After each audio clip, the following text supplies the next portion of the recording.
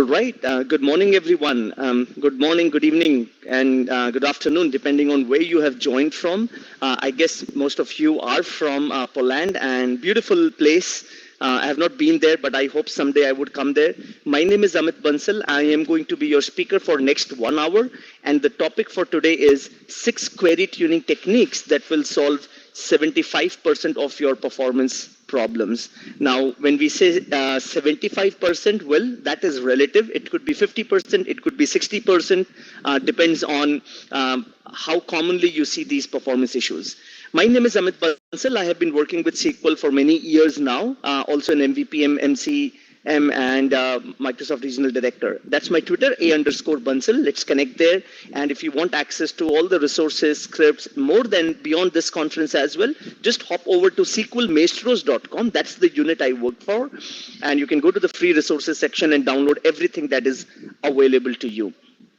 Before we begin, what's the motivation behind these 6 query tuning techniques? In my job, in my daily job with SQL Server customers, we get into a lot of performance troubleshooting and query optimization. And I see common patterns. I see common patterns and anti-patterns, things that can quickly improve performance. And things that I see those commonly with many SQL Server customers, I'm trying to put that to you. I've packaged that in these 6 demos and I'm presenting it to you. Well, it's just not these 6 ones. There are more, but then with this 1 hour that we have, I think I can cover these 6 common techniques.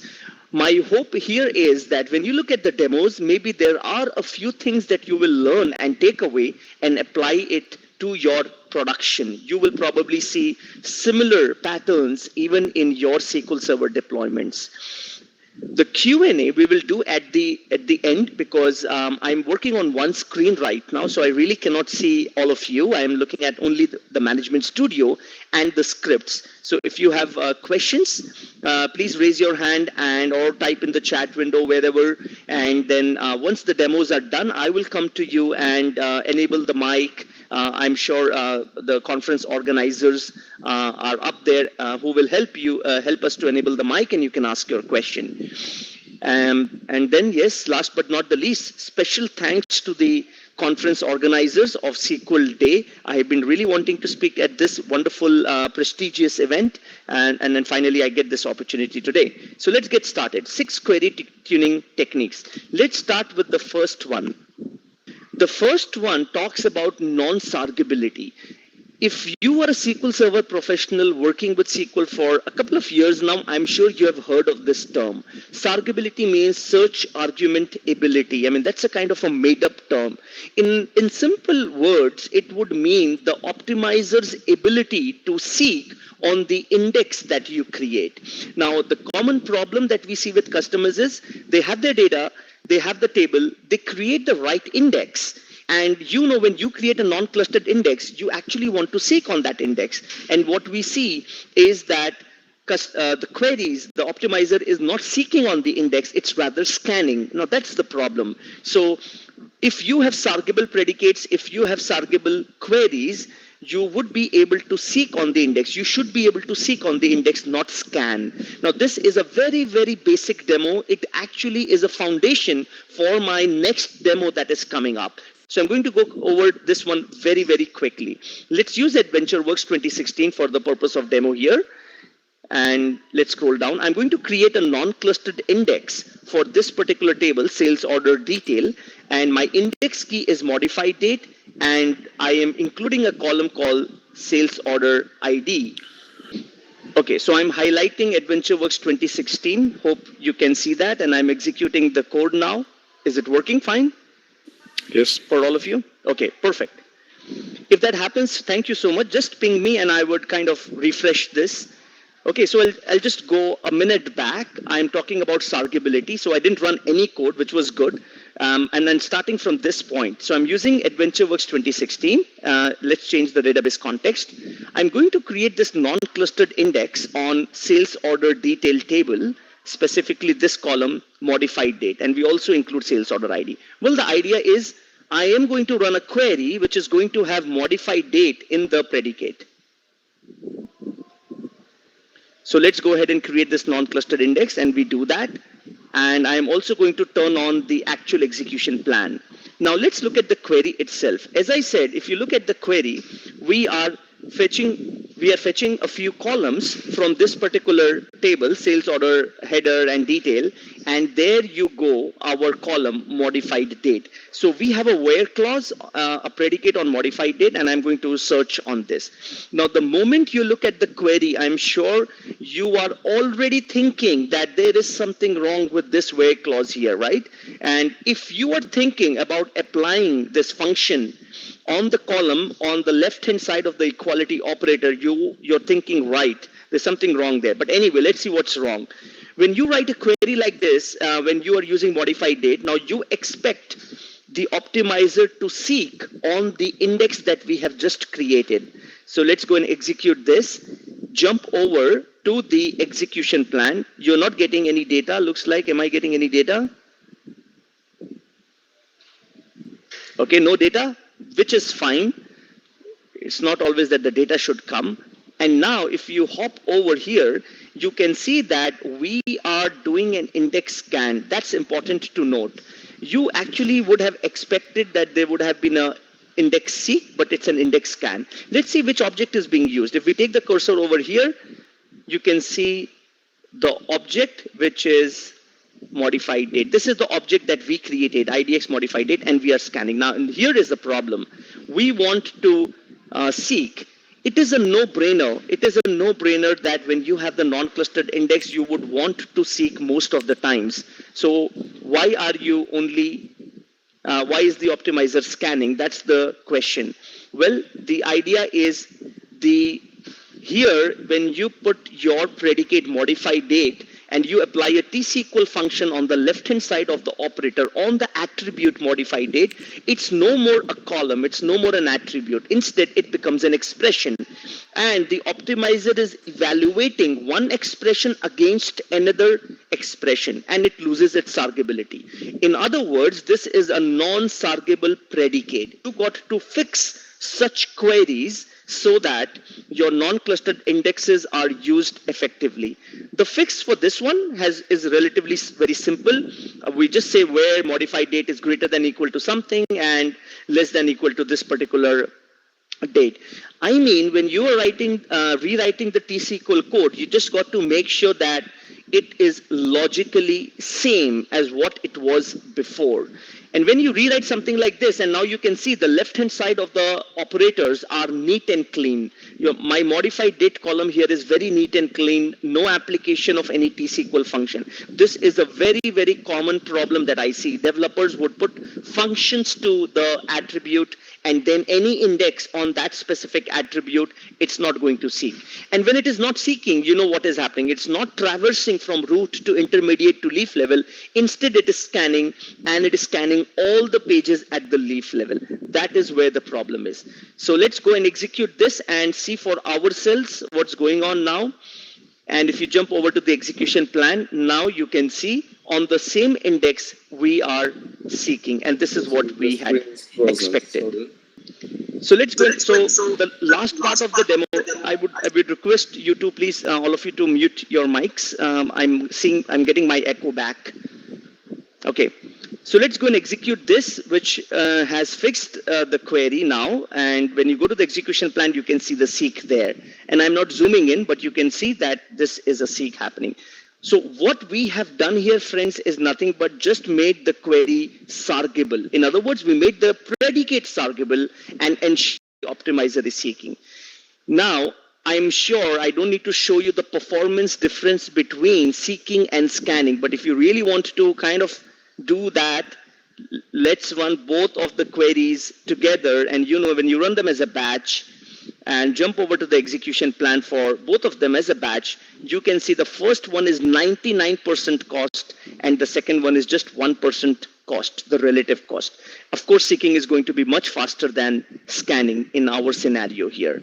That was the first demo, which is a very basic elementary demo, and I'm building on top of this with the second demo. Let's open the second one now. In the second demo, the second technique, the problem that I see with customers is why seek is not happening. Now, I already gave an example in the previous one, why seek is not happening. This one is even more interesting. In this one, even if you write sortable predicates, you will still see that optimizer is not seeking. And this demo will help us understand what are the rules of the optimizer when it has to leverage or use a specific index. Let's use AdventureWorks 2016 once again. And here is a very simple query. Select star from person.person where first name is equal to Ken. Let's turn on actual execution plan and execute the query. We execute the query, we get the data, thank God, at least we get the data now. We jump over to the execution plan, and again, you can see that there is a scan happening. I'm not zooming in, friends, just try to watch carefully there is a scan. If I take the cursor over the tooltip there, carefully look at the object name there. If you see below predicate, there is object. Look at the name of the index. It says IX person, last name underscore first name underscore middle name. By looking at the name of the object, I know that with this database design, there is an index on last name, first name, and middle name. That is the order of columns. Order of columns in this specific index. Now this will start ringing some bells. The order of columns is last name, first name, and middle name. And in our query, the predicate is only on first name. Is that the problem? Probably. The interesting thing is, Management Studio here, SQL Server also gives you a hint that go ahead and create this non-clustered index. So if I right click and go into the missing index details, it tells me to create an index on first name. Now, all this becomes very tempting, and this is another common problem that we see where sometimes DBAs would go ahead and create these indexes without a careful review. These hints are good. In contrary to many people who say that, these hints are bad, I say the hints are not bad. What is bad is you not reviewing them carefully. So take the hint, review them. If it makes sense, go ahead and create them.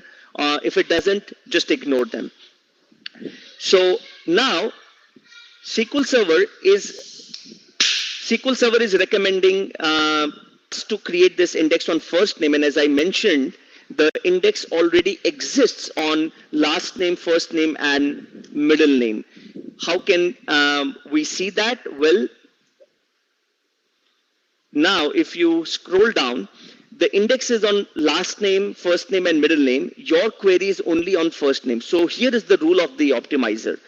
The rule of the optimizer is if you want to seek on a specific index, you have to follow the order of the columns, because searching via the index follows a left-based subset mechanism. It starts from the leftmost column and goes all the way to the right. So if you are not seeking on column 1, if you are not seeking on the first column, you cannot seek on the second column. And likewise, if you're not seeking on the first and the second column, you cannot seek on the third column. Now, let's just modify the query a bit, right? Now, if you look at this query, I'm seeking on last name and I'm seeking on first name as well. And these are the two columns that are there in my index as last name, first name, and middle name. I'm not bothered about middle name right now. That's the third column. What happens now? So if you execute now and jump over to the execution plan, you can see that we are now seeking on the index. And this is what you expected.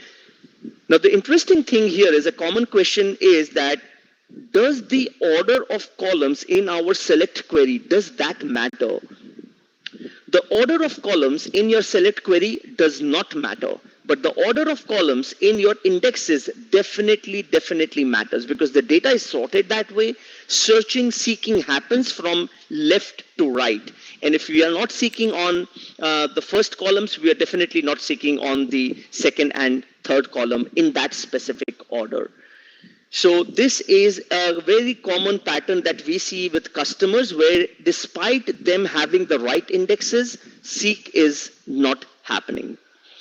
All right, so this was the second demo, and can I get a quick thumbs up if all of you are able to understand the demo and if you're able to see the screen, Management Studio and everything? I hope things are going well. Okay, So what I would do is just quickly go over back to the second demo and show you the last part that you have missed. And in the last part, all I was trying to do is show you the screen got frozen at this point where in this query, we were not able to seek. And let's just go and execute that. And okay, so let's change the database context first. And we'll execute. And the message here, the point was we were scanning and we need to seek, and if we want to seek, we have to search on the columns from left to right. That is the rule of the optimizer because index is left-based subset mechanism. And now in this particular query, I just modified this a bit, and now I'm searching on last name as well as first name. And you know the index has its column as last name, comma first name, comma middle name. So I'm starting from left all the way to right. The order of columns in the select query does not matter, but the order of columns in your index does matter. And now you can see that we are seeking. Now, if you're thinking that I'm asking you to modify the query and just include another attribute so that you can seek, no, I'm not trying to do that because probably your business logic does not need last name. But then the idea here is to identify why you are not able to seek and then take corrective actions. If you want to go ahead and create another index, do that. If you want to go ahead and modify existing index, because if most of the querying patterns are actually using first name more than last name, then probably swap the columns and put first name as the first column and last name maybe as the second column. Well, keep your questions on hold, friends. Let's quickly complete the remaining 4 demos. And now the next querying technique here is about implicit conversions. Now, when we talk about implicit conversions, again, you must have read, watched a lot of demos, heard a lot about how implicit conversions could be bad. So bad that even SQL Server tells you now, starting from 2012 onwards, that there is something going wrong in your plan and you should go and fix that. Very simple demo here. Let's go and take AdventureWorks 2016. But I am going to show you the simple part and then I'm going to show you one level deeper into conversions. So let's get started. I'm going to turn on set statistics time because I want to show you the CPU impact of this. Here is a very simple query which does varchar to nvarchar conversion. If I take the cursor over account number, you can see the column is varchar. Look at the tooltip there. And on the right hand side of the equality operator, I have a constant and I put a prefix as n because I'm telling SQL Server that this is Unicode data. Now, SQL Server is going to do a varchar to nvarchar conversion. Let's turn on actual execution plan and execute the query. The moment you do that, let's jump over to the execution plan. The first thing you will observe that in the plan on the select operator, there is a warning symbol there. If you take the cursor over the warning symbol there, you can see the warning at the bottom there, type conversion in expression, converting implicit, blah, blah, blah, something, something, something. Which is SQL Server telling you that it is doing implicit conversion, which might be bad for your query. Implicit conversions are also bad. Again, bad that they won't let seek happen on the index. But then again, I've already shown you a couple of demos out there about seeking scanning, so I'm not going to go into that domain. Let's stick to the expensive part of this implicit conversion. Now, if I take my cursor over the messages tab and scroll down a bit here, I can see that this thread which ran this query spent about 266 milliseconds on the CPU. That's the CPU time, and the total elapsed time was about half a second. Now, what worries me is this CPU time of 266 milliseconds. So if you are not doing implicit conversion, can things go faster? So let's first look at that part. Remedy. What is the remedy? Well, in this one, the remedy is that I'm ensuring there is varchar data on both sides of the equality operator. The account number is already varchar, and now I have the varchar constant here. So I've just removed the n here. Okay, that's what I have done. I've just removed the n from here. Let's first go and run this, execute this, go into the execution plan. No more warning symbols on the select operator. Things are all okay. Let's jump over to the messages tab and look into CPU time. It is 0 milliseconds, which means negligible, something in microseconds there, and elapsed time is 241 milliseconds. So of course we are saving on good amount of CPU cycles. when we do something like this, there's always a question that, are we really bothered about every millisecond here? I would say yes, we are bothering about milliseconds here because don't look at the workload in singleton. There are many queries like this, hundreds and thousands of ad hoc queries that do implicit conversions in SQL Server all the time, and they are being fired from so many users. So if you compute and if you sum up all the CPU cycles that you can save, it would run into hours that you can save. So that's a lot of work. If you're not convinced with that, why not just put n here back again? Let's do implicit conversion. Let's run this for 20 times. Let's just simulate that very quickly. Turn off actual execution plan and see how much overall time SQL Server is taking. With Go 20, my query is going and coming back to the engine 20 times. From the client back to the engine and back again. And if you see this total execution, it has taken 14 seconds. Look at the status bar on the right hand side, right bottom, 14 seconds. And if we fix this, I've removed the n and you run this, you will see that the overall execution might complete in about 7 to 8 seconds. That's the amount of time you will save. Right, so now you can see it has completed in 5 seconds. So yeah, if 200 milliseconds were not convincing enough, look at the difference of the magnitude here. 14 seconds versus 5 seconds. Now comes the interesting aspect. If you really have to convert, why not focus on explicit conversion performance? The decision about conversion, don't leave it to SQL Server, you do it yourself. So in the query, I say where account number is equal to convert. Now the convert function is being applied on the right-hand side of the equality operator. And I'm saying convert this constant to a varchar. This actually might be better. So let's go and execute this. And and go into the messages tab here. And you can see the CPU time is 0 milliseconds, back what we saw earlier. But let's do this, the real test. Go 20 times. Let's run this 20 times and see what happens. 20 times this is running, and hopefully this should complete in about 5, 6, 7 seconds. And yes, it does. It takes 7 seconds. So of course the learning here is avoid implicit conversion. And if you really have to convert, probably think about using cast or convert function for explicit conversion. This is the third common anti-pattern that we see with large SQL Server customers. All right, friends, I hope this demo is going well and the screen is working fine. Yeah, it seems okay now. Perfect. Let's jump over to the next demo on dynamic SQL plan cache. Now, this is supposedly to be a very long demo where we go into the internals of the plan cache, etc., etc. But let's get to the root point here, the moot point about this demo. In this demo, the common problem that we see with customers is about the ad hoc queries where we use parameters and SQL Server does not create parameterized plans. So when you put predicates there, you're specifying constants and literals, and SQL Server would not treat them as parameters, which means for each execution of the query with a different parameter value, you will see a new plan being created. So let's try this now. Let me show you an example, and probably things will be more clear.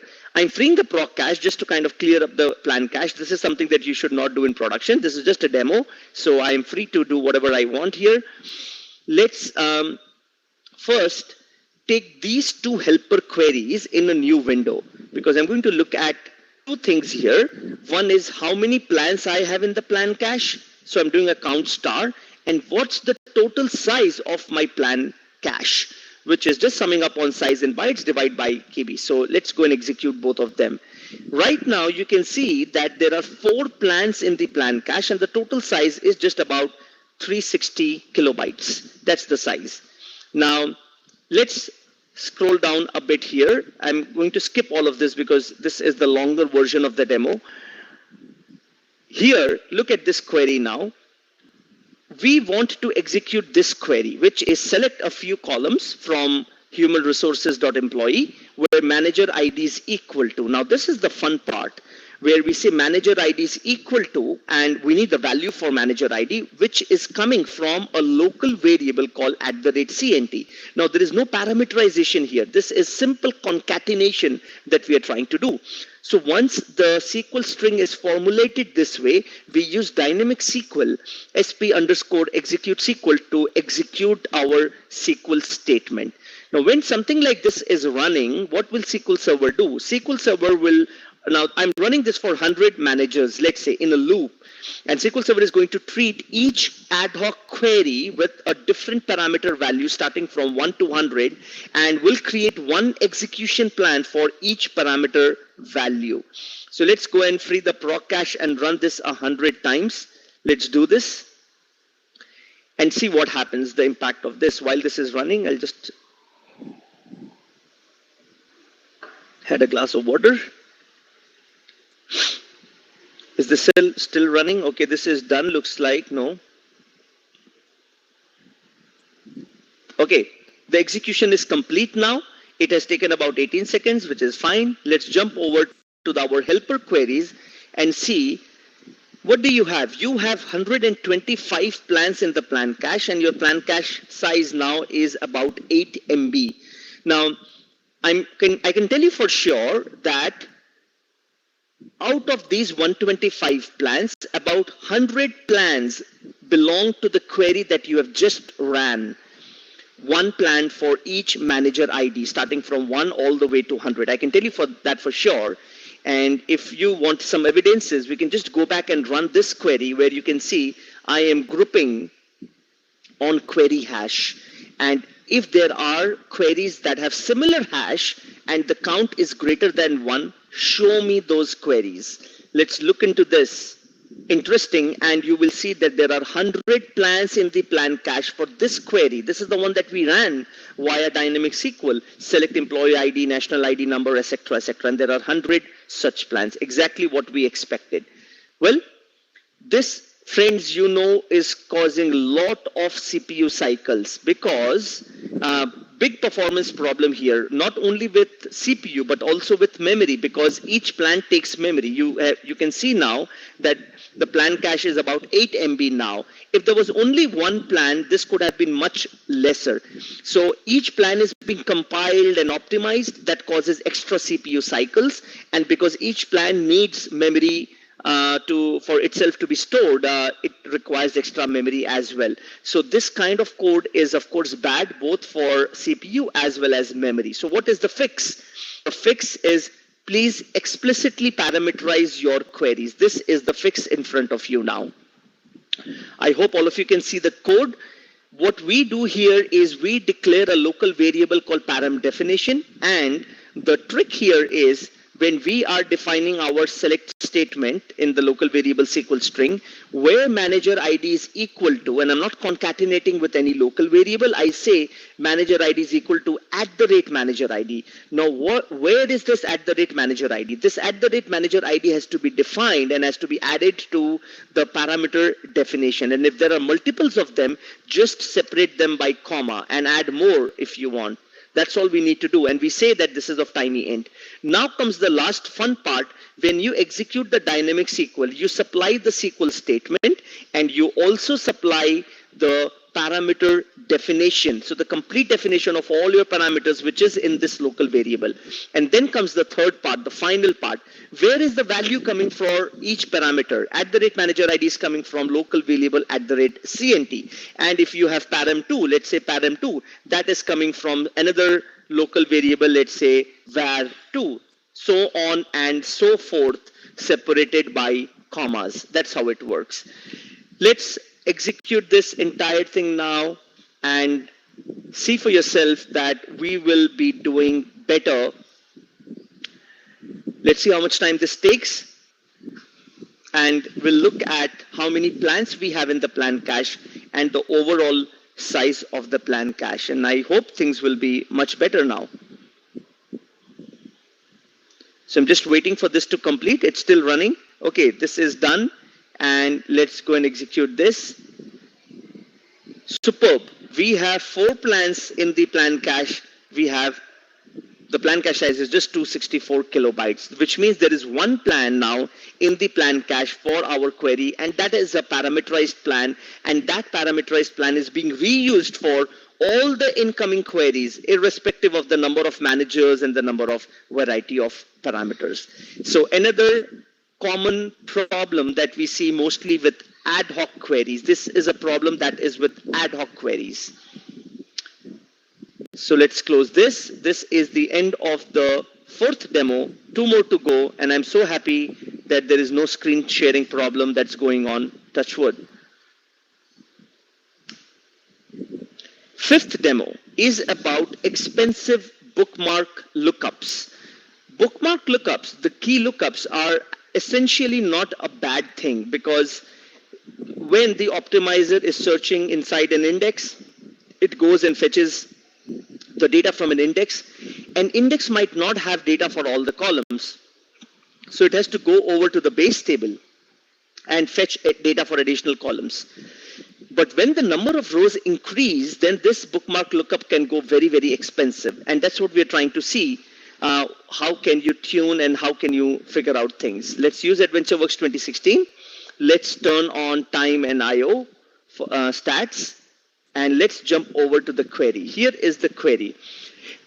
AdventureWorks 2016 has 2 tables, the big product table and the transactions table. Transaction table has a few million rows, and big product has about 25,000 rows. What are we doing? We are trying to get data from big product table and fetching them into a temporary table called #x there. That's a temporary local table. And we do that with a cross apply, with the transactions table, which means this inner select statement, which is defined as x, as an alias x, is being applied to every record to the big product table, every record that is coming from the big product table. And there is a small filter there where the product ID is between 1000 and 7500. And what are we trying to get? We are getting all the columns of x dot star, so all the columns of the transactions table. That's the alias. Let's turn on actual execution plan and run this query and see how much time it takes.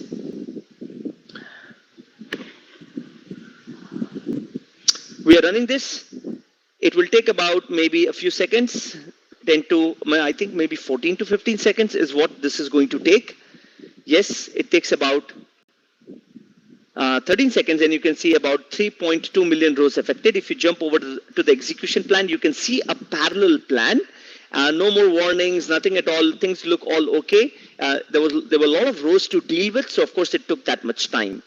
Now, let's say this is going fine. Let's say the query is behaving as per your expectation. Now, someone in your business, maybe some other department, some other reporting application has a requirement to add customer ID column to the transaction table.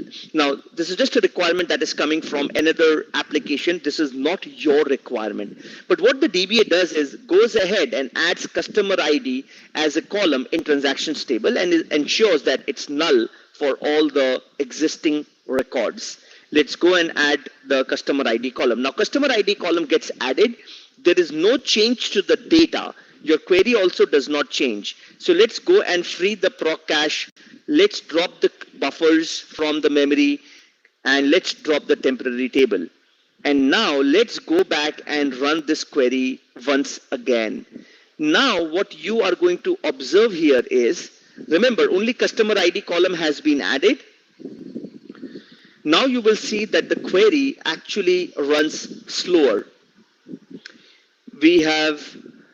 It should cross over 15 seconds, and then only we will kind of term it as slower. 18, 19 seconds. So this is going over 20 seconds. So of course, something is going wrong with this query now. Remember, the only change we did was added customer ID column to the transactions table. There was no change to the data. There is no change to the product table or transactions table from a data perspective. Something is going really bad. This is now one of those queries where we say, let's go to the cafeteria and have a cup of coffee while the query execution completes. Wow, this is touching a minute now. And yes, now it's done and has taken close to a minute, about 58 seconds. If you go over to the execution plan, we still see a parallel plan. But now you can see there is something going wrong here. Let me show you the complete plan and you figure out yourself. What do you think is going wrong? Anyone? Maybe you can use the chat window or you can say aloud on the mic. What do you think is going wrong?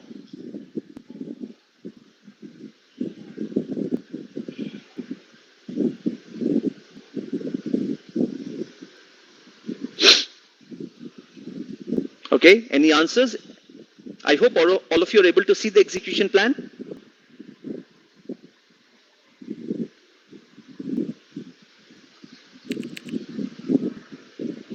Okay.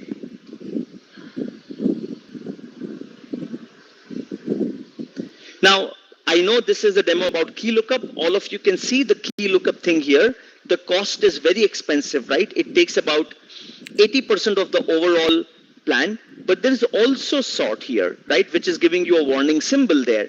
And when you see a warning symbol on the sort, of course, what would it mean? That there's too much of data to sort and SQL Server is spilling down in TempDB. Otherwise, if this was only an in-memory sort, it would have been better, but then the memory is not enough and it is spilling down to TempDB. Now this demo is of course not about sort, so I'm going to skip that, but I'm going to focus on key lookup.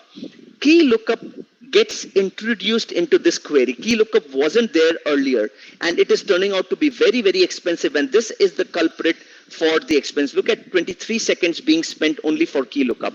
Let's take the cursor over key lookup and see what it's doing. First thing, friends, go down at the tooltip and look at the output list. I'm not using the Zoom application, so I can't highlight. If you look at the output list there, it is fetching the customer ID column that we had just added a few minutes back. That is one of the things that it is doing. It is getting this additional column customer ID. But then, why is it so expensive? It's expensive because of its number of execution. If you look at the number of execution, it's executing about 3.9 million times. So that is 39 lakh. Oh yes, of course, it's executing 3.9 million times, one for each record that is coming from the transactions table. And that's why it's turning out to be so expensive.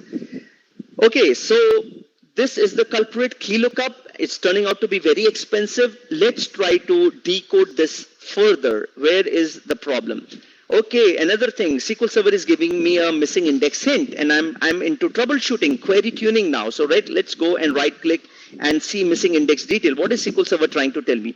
SQL Server is telling me is to go ahead and create a new index on product ID column and include all of these columns: transaction date, quantity, actual cost, and also customer ID, which was not there earlier and now has been introduced. So going back to our seeking, scanning, and everything that we were talking about in the earlier demos, I can make some assumptions here.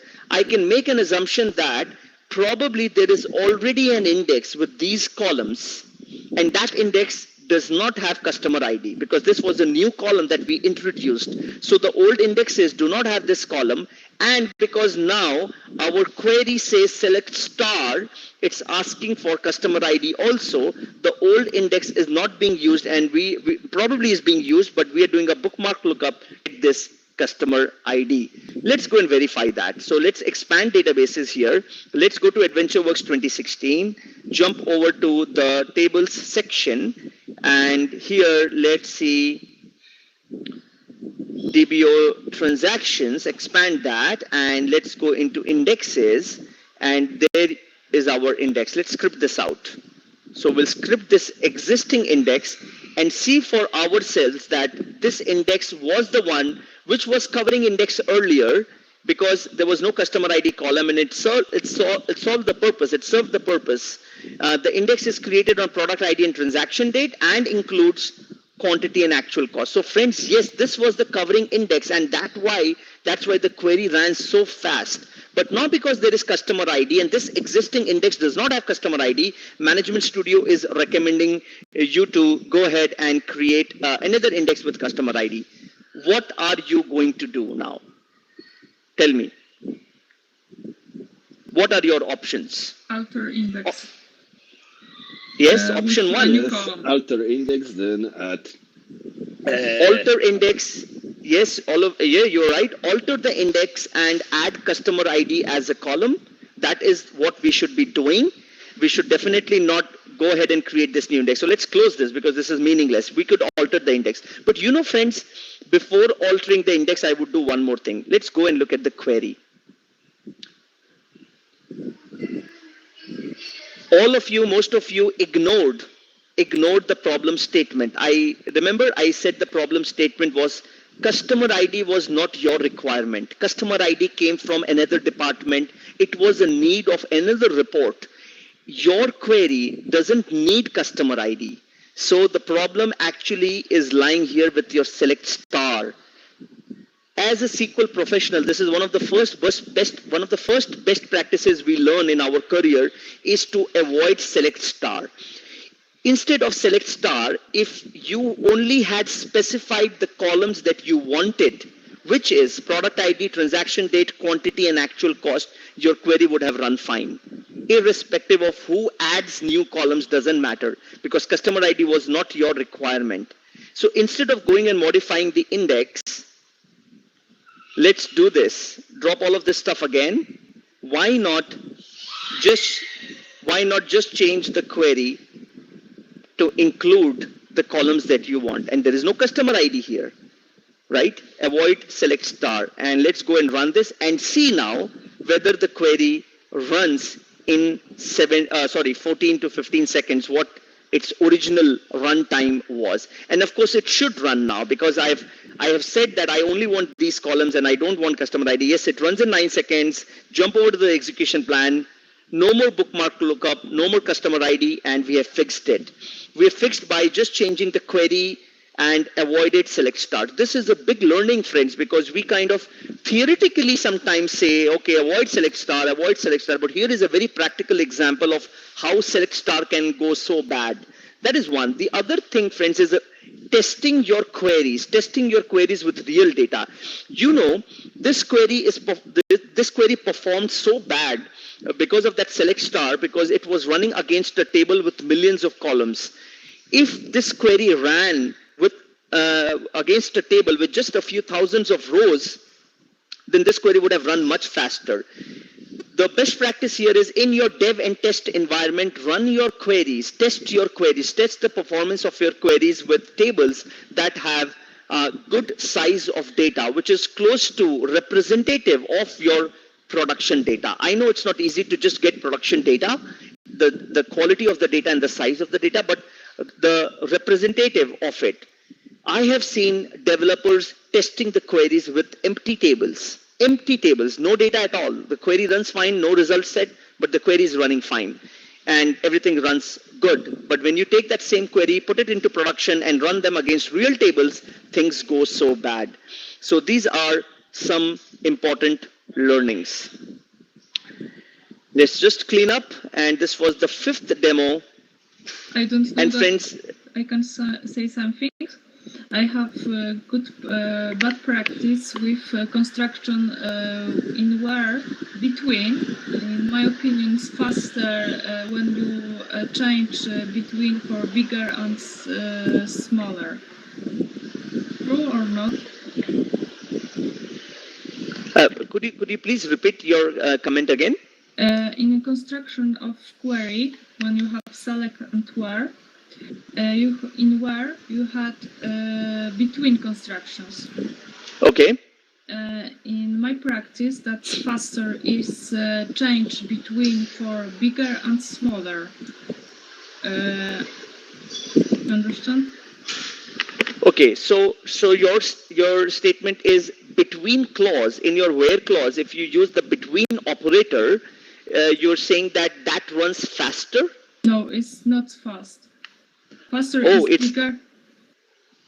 Oh, great. You're saying faster is greater than and less than relational operators. Is that what you mean? Yeah. Oh, that is interesting, because I think otherwise here I have not really encountered that between causes slowness. But yeah, I would like to learn about that. In fact, I mean, after this session is over, I would go and jump and look into that, because that's a kind of a new learning. But I'll give that a try. As far as my experience goes, I think the optimizer would internally do what it's required to do, and changing the operator here should not make a difference. But then I take your statement and I will give it a try. Yeah. All right, friends. So the sixth demo, friends, allow me to please skip the sixth demo some other time. And the sixth demo, just to let you know, is about parameter sniffing. And I just, without even running it, I'll just quickly tell you the gist, the summary of it. And it's very straightforward. You have so many examples about parameter sniffing on the internet. And this is again a common problem that we see. Idea was very simple here, friends. This is a stored procedure which has a select statement, and there are two parameters. And when I create an index on ship date to satisfy the select statement inside the stored procedure, problem happens when I run the stored procedure with variety of parameter values. You know that a stored procedure is a compiled object. Its execution plan gets created when the first time you run the stored proc. So when I run the stored proc for the first time, the plan gets created and it gets injected. In the first execution, I am fetching a lot of data, let's say from 2005 to 2020, and it gives me a scan plan. And when I run the query with just wanting just 10 days of data, where the query is highly selective, it forces itself to use the scan plan. When I free the proc cache and I flip the queries, I run the query with less amount of data, only 10 days of data, it gives me a seek plan. And then the one that fetches all the table data, huge amount of data, it gives me, it forces itself to use the seek plan, because stored procedures encourage plan reuse, and this one is forced to use the seek plan and with the bookmark lookup. So whole idea here is, first time the parameters that go in with the first execution of the stored proc, when the plan is not there in the plan cache, optimizer sniffs the parameter values, generates an optimized plan based on that parameter value. All subsequent executions of the stored procedures are forced to reuse the plan which is there in the plan cache. And problem is, for some parameters it might work good, but for a lot of other parameters it works so bad. But then there is no real solution to it, because if you might land up in another problem. So sometimes it is seek, sometimes it is scan, sometimes it is vice versa. So any given plan cannot be good for all variety of parameters. Any given plan is good for some set of parameter values and is bad for others. And a quick solution to this is to just recompile your query, which is using statement level recompile option. That's what this demo was all about, where you're telling SQL Server that, you know what, every time the stored procedure is fired, just recompile for this select statement. We're not recompiling the entire proc, we're only recompiling the plan for this select statement. There is a trade-off here. There will be extra CPU cycles being used here, but probably that trade-off is much better if this stored procedure lands up running in minutes. And now with this option recompile it runs in a few seconds. So that was a very quick demo about the parameter sniffing issue here. In the longer version of the demo, of course, you could use optimize for hint, you could use local variables. There are a lot of different things that you can do with parameter sniffing, but option recompile is a safe option to be used and more popular that way, easily to be used and can be fixed easily. Even with query stores can be done quite easily. Well, friends, thank you so much. With this, we come to an end for with all the 6 demos. The 6th one, I just kind of did it theoretically, but I hope you get the message. I have 3 to 4 minutes, and I can take questions. Connect with me on _Bansal Twitter. Download all the resources, scripts on SQLMaestros.com. Hope to get some members from you. So, friends, let me just put the Twitter one again in the chat window and ready to take questions now. So you can raise your hand and people can enable mic, but I think you know how to enable mic yourself. So you can just speak, probably that is also fine. And I'm on the stage, happy to take any questions. No questions. Okay. Looks like that. So yeah, That's a good thing. So I hope, friends, I hope the demos were useful, and I hope it was worth your time, even despite a few hiccups. I hope things went well, and you're able to get some learnings that you could apply in your production. Thank you very much, friends. Do give some feedback on Twitter. _Bansal would love to connect with you. Thank you very much. You still have a few more sessions to go for the day, so enjoy the virtual conference, the rest of it.